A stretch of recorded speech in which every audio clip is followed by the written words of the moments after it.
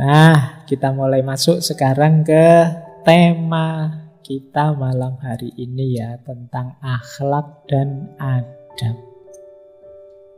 Ini dua hal yang dekat sebenarnya. Adab itu buahnya akhlak. Akhlak itu kalau pakai bahasa hari ini semacam karakter yang tertanam dalam diri kita, yang itu lahir karena pembiasaan-pembiasaan kebaikan yang kita lakukan. Sehingga ketika kita sekarang melakukan kebaikan itu keluarnya spontan. Itu berarti sudah akhlak. Jadi akhlak itu bukan pencitraan.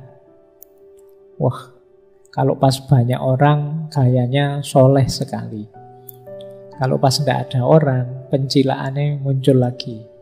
Suka-sukanya keluar lagi. Ini bukan akhlak. Akhlak itu yang keluar otomatis, tanpa dipikir. Kalau bahasanya Imam Ghazali, min ghairi fikrin waruwiyatin, tanpa dipikir, tanpa dipertimbangkan. Itu keluar. Coba kalian cek ya. Orang kelihatan aslinya itu biasanya ya yang spontan-spontan, yang tidak dipikir panjang. Orang itu kalau memang terbiasa mengucapkan kalimat yang baik, kaget pun keluarnya kalimat yang baik. Astagfirullah, subhanallah, itu otomatis. Tapi kan kadang-kadang kalian tidak begitu, tapi pencitraan saja. Aslinya yo keluar itunya, misuhnya keluar kalau pas aslinya ngono. Tapi kalau pas wah ini ada yang dilirik ini, kayaknya astagfirullah, subhanallah. Nah, ini belum akhlak. Akhlak itu yang kalian keluarnya otomatis. Itu akhlak. Jadi tidak pakai pertimbangan panjang. Kalau pakai pertimbangan panjang itu, waduh ini ketemu guru saya ini, enaknya minggir apa cium tangannya? Ya sudahlah, tak cium tangan saja. Ini belum tertanam, masih mikir panjang. Kalau sudah akhlak itu otomatis keluar. Nah, bisa muncul otomatis ketika sudah dibiasakan. Itulah akhlak. Orang hari ini menyebutnya karakter. Nah, nanti memang dekat dengan adab.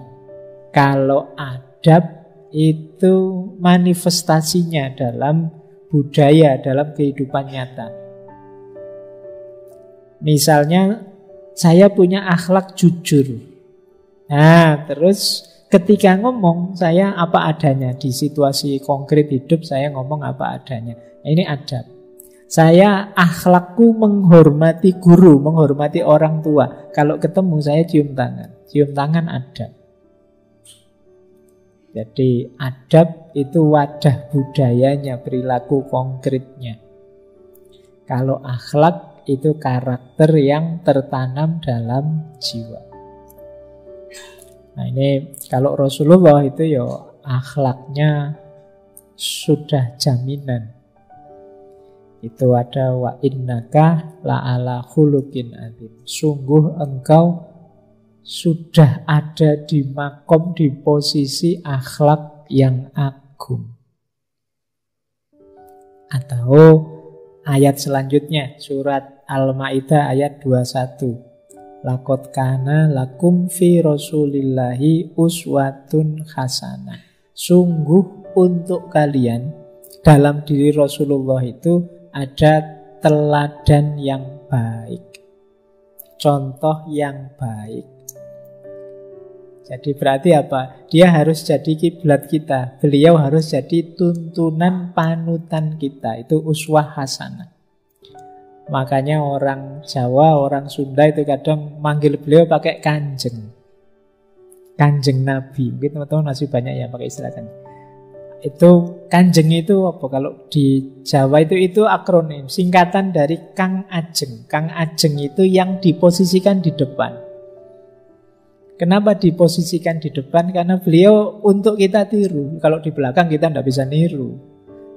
Di depan biar bisa kita lihat sehingga kita bisa niru.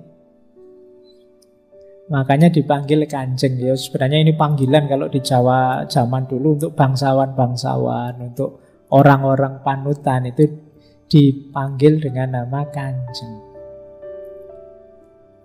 Kalau Allah malah pakai istilah pangeran. Itu sebenarnya nanti ada rahasia-rahasianya kalau orang Jawa. Tapi kanjeng tadi itu maksudnya. Ya memang beliau sangat dimuliakan, makanya pakai istilah kanjeng Nabi untuk diikuti. Sehingga ditaruh di depan. Kang Ajeng. Ini di Sunda juga pakai istilah itu, di Jawa juga pakai istilah itu. Kenapa beliau kemudian ditaruh di depan? Ya biar kita bisa niru, bisa meneladani. Biar tidak hanya HP saja yang di depan kita. Selama ini kan di depanmu TikTok, terus ya kamu nirunya TikTok. Kalau di depanmu Twitter, terus ya nirunya Twitter.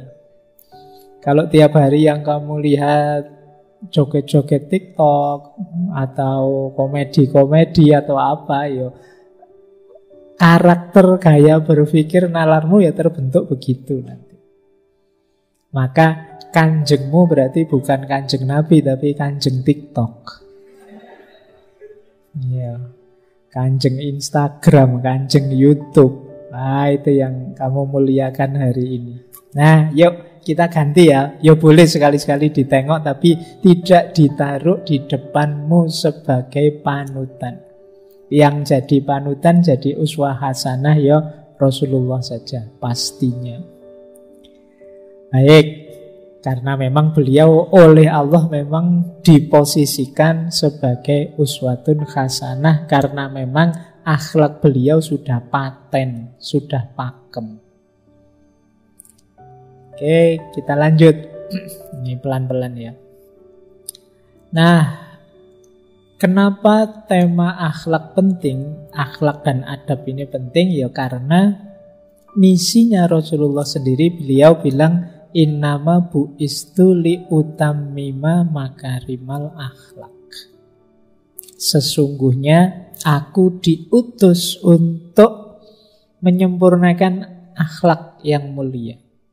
Membuat akhlak mulia jadi utuh, jadi sempurna. Berarti apa? Yuk kita perhatikan benar aspek akhlak ini. Karena itu berarti kita sedang mensukseskan misinya Rasulullah. Berarti tadi kegelisahan besarnya Rasulullah yang azizun alaihi ma'anitum, sebagian besar mungkin keprihatinan ketika ada problem masalah akhlak. Jadi kadang-kadang akhlak itu kan kececer di belakang, dilihatnya paling akhir. Nah, mulai sekarang yuk, bukan berarti yang kalau orang-orang kan kadang-kadang sholat enggak dia, apa enggak, yang dilihat itunya dulu kan. Tapi sekarang boleh ditambah akhlaknya juga dicek. Karena ini juga variabel penting, misi utamanya Rasulullah. Innama bu'istu liutammima makarimal akhlak.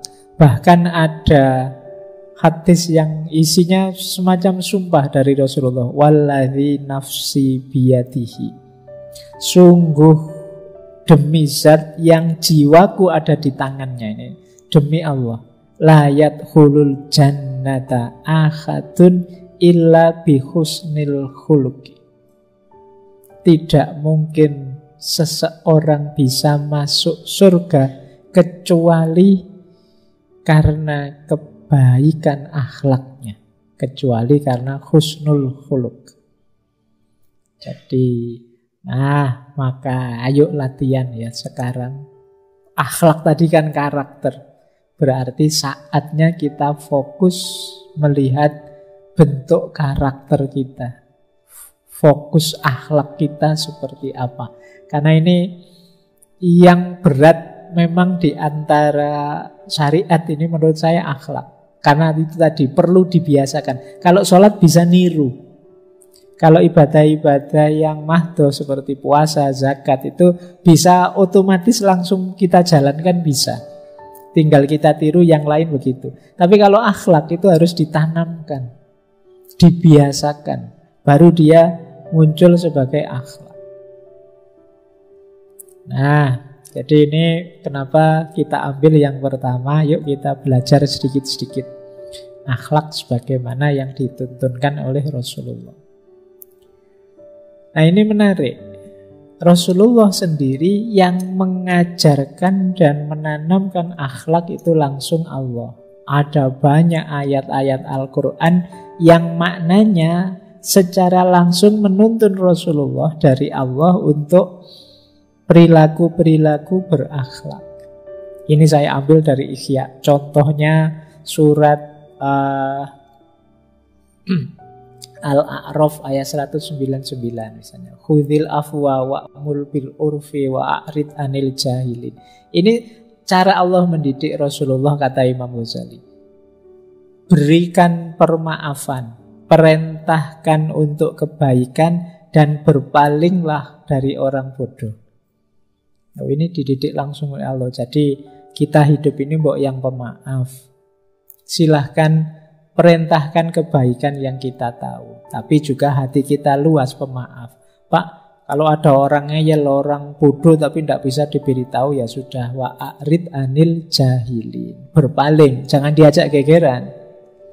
Kita itu kan sering gitu, kalau tidak cocok pendapat ngasih tahu orang, orangnya ngeyel terus tawuran, akhirnya nambah musuh, nambah masalah. Nah, untuk jahilin kita wa'rid, yuk berpaling dulu deh. Nunggu dia pinter, biar dia belajar dulu. Kita cari jalan lain biar dia tambah pinter. Jadi diawali dari khudhil afwa, maafkanlah.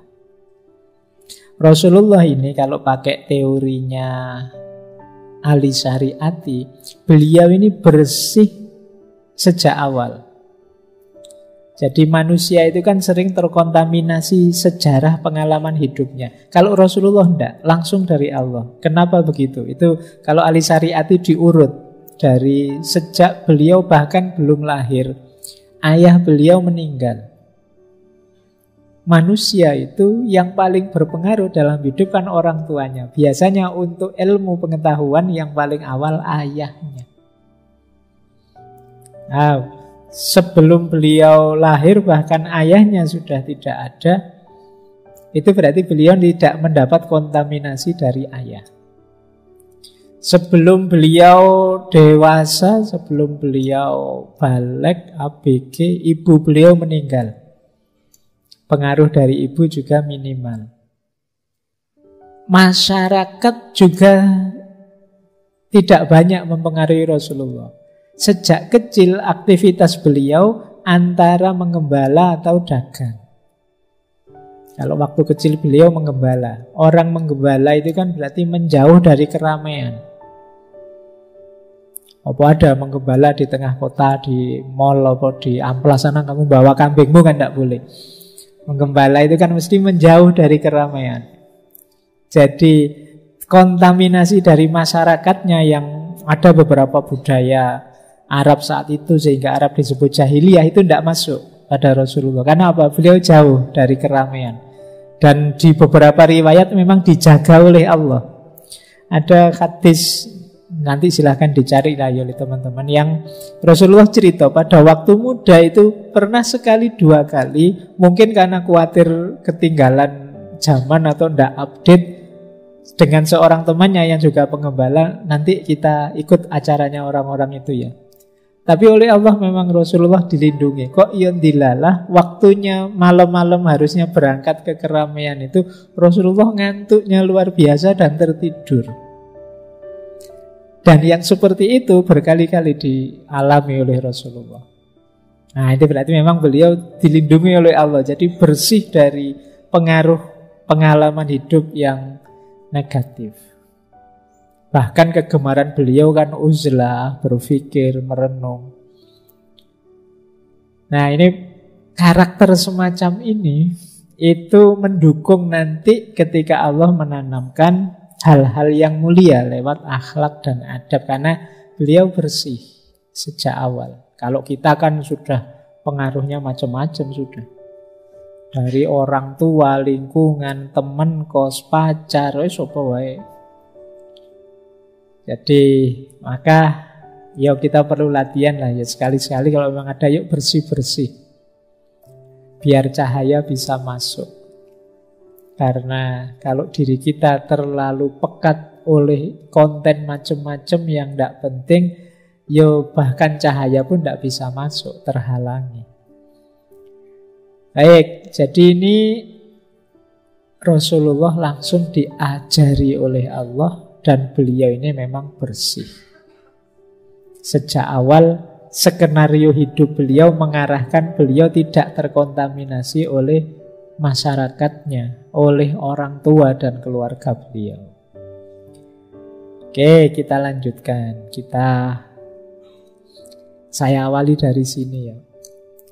Tentang akhlak beliau ini dari Syekh A'id Al-Qarni di kitab Muhammad Ka'annaka Tarohu. Rasulullah itu manusia yang terpuji sejak namanya. Namanya sendiri memang artinya yang terpuji. Jadi kata beliau, Muhammad Shallallahu Alaihi Wasallam adalah nama yang sesuai dengan orangnya, julukan yang sesuai dengan simbolnya, dan sifat yang sesuai dengan keteladanannya. Dalam dirinya terhimpun semua hal terpuji, meraih semua kemuliaan, menguasai norma-norma kebaikan, tiada tandingan dalam keteladanannya, dan mempunyai keistimewaan dalam kepemimpinan. Ini kita awali dari nama. Ternyata sejak nama beliau itu memang sudah terpuji. Jadi antara bungkus dan isinya tidak selisih. Namanya Muhammad, orangnya terpuji. Mungkin di masjid ini malam hari ini yang hadir yang namanya Muhammad banyak. Semoga casing dan isinya sama ya.